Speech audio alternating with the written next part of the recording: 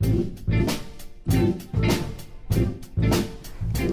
I'm Culler. I'm a graduate student at Dartmouth College and a fellow in the IGERT in Polar Environmental Change. I am in the ecology and evolutionary biology program working on my PhD with my advisor, Matt Ayers.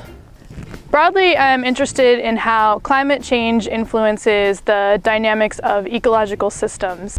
Some of my research is conducted in the Arctic, where warming has exceeded the global rate of temperature increase over the past 150 years. I want to understand how warming threatens the unique and fragile Arctic tundra and what the consequences are for residents of the Arctic, because natural and social systems in the Arctic are tightly linked.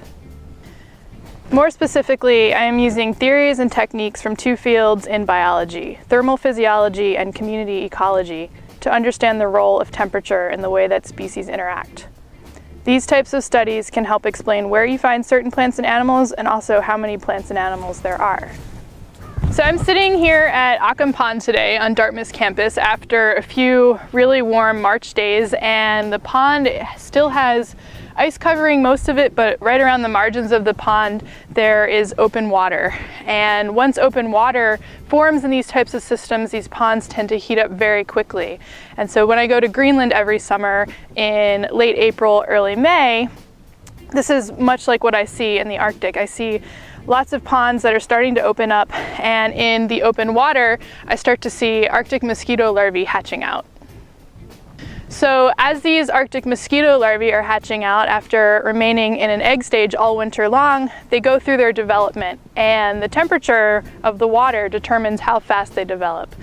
While they're developing in these ponds, they're also interacting with their predator, which is a predaceous diving beetle. And so my research is looking at how temperature change associated with climate change influences the way that Arctic mosquito larvae and their predators interact.